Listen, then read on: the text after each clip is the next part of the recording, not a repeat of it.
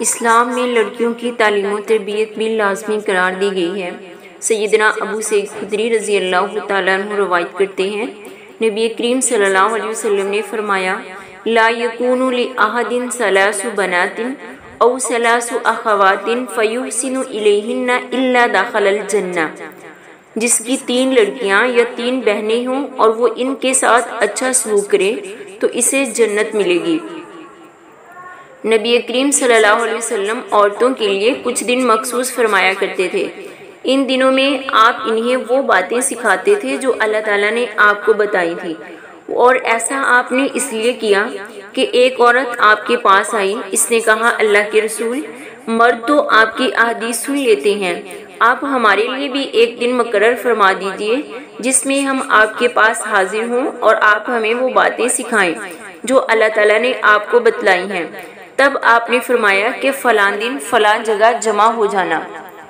اسلام نے بچوں کے سلسلے میں والدین اور تعلیم دینے والوں پر ایک نہایت عظیم ذمہ داری ڈالی ہے، وہ یہ کہ بچوں کو بچپن اور شروع ہی سے فکری اور ذہنی طور پر تیار کیا جائے۔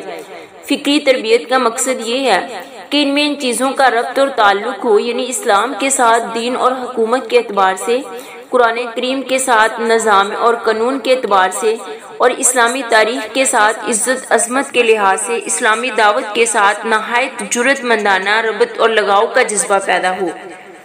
اس لیے تربیت کرنے والوں کی یہ ذمہ داری ہے کہ بچہ جب سمجھدار باشعور ہو جائے تو اسے کچھ باتیں ایسی ہیں جو اچھی طرح سے ذہن نشین کرائی جائیں۔ اسلام ایک ابدی اور دائمی دین ہے اور یہ ہر مذہب اور ہر جگہ کے لیے پوری صلاحیت رکھتا ہے۔ دوسرا یہ کہ ہمارے آباء و اجداد کو اسلام نے طاقت اور عزت بخشی ہے، اس لیے کہ انہوں نے قرآن کریم اور اس کے احکام کو کلی طور پر اپنایا تھا۔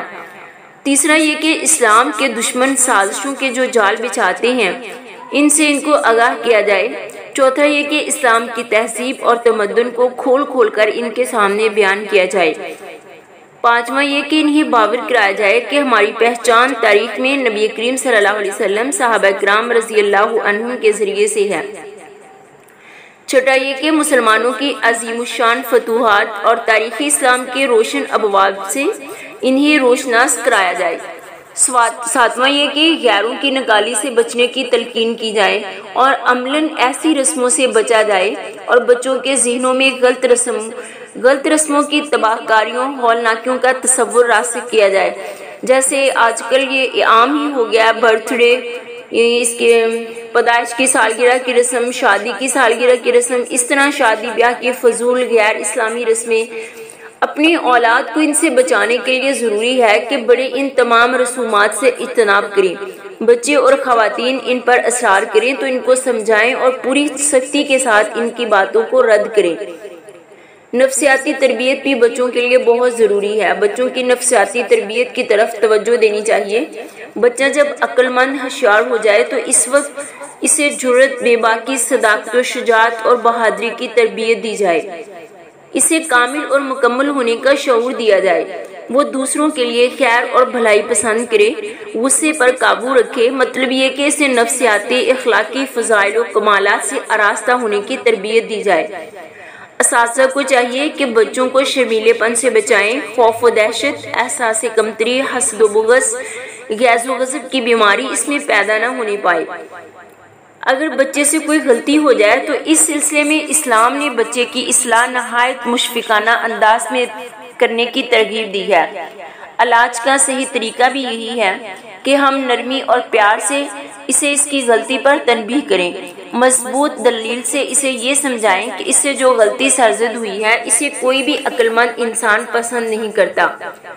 اس طرح وہ سمجھ جائے تو ٹھیک، ورنہ پھر علاج کا دوسرا طریقہ بھی ہے اور وہ ہے نرم انداز میں سزا دینا۔ اس کی ایک نادر مثال حدیث میں بیان ہوئی ہے۔ سیدنا ابو ہریرہ رضی اللہ عنہ بیان کرتے ہیں کہ ایک دیہاتی نے مسجد میں پیشاب کر دیا۔ لوگ اسے روکنے کے لیے دوڑے، لیکن نبی کریم صلی اللہ علیہ وسلم نے فرمایا، دعوہ وأحرقوا على بوله ذنوبا من ماء أو سجلا من ماء فإنما بعثتم میسرین ولم تبعثوا معسرین۔ اسے چھوڑ دو اور پیشاب پہ پانی کا ایک ڈول بہا دو، اس لیے کہ تمہیں آسانی پیدا کرنے کے لیے بھیجا گیا ہے۔ نہ کہ مشکلات اور سختی پیدا کرنے کے لیے۔ ایک اور اہم بات یہ ہے کہ بچے کے ضرورت سے زیادہ ناز نخرے برداشت نہیں کرنی چاہیے، اس لیے کہ اس طرح بچے میں ضدی پن پیدا ہو جاتا ہے۔ بچے کو ہر وقت سینے سے بھی نہیں لگائے رکھنا چاہیے۔ ماؤں میں یہ نقص یہ ہے کہ بچے کو ایک منٹ کے لیے بھی نظروں سے اوجھل نہیں ہونے دیتی کہ کہیں وہ چوٹ نہ کھا لے، اسے کوئی نقصان نہ پہنچ جائے۔ اس کے برعکس بچے کو اپنے طور پر کچھ کرنے دیا جائے۔ اگر وہ میز پہ چڑھ جائے یا قلم سے دیوار خراب کر دے تو ایسی صورت میں ماں کو چاہیے کہ بچے کو اچھے طریقے سے سمجھائے۔ زیادہ ناز نخرے اٹھانے کی بیماری ان گھروں میں زیادہ پائی جاتی ہے جہاں لڑکیاں زیادہ ہوں اور لڑکا صرف ایک ہی ہو۔ اس لڑکے سے اتنا لاڈ پیار کیا جاتا ہے کہ وہ بگڑ جاتا ہے۔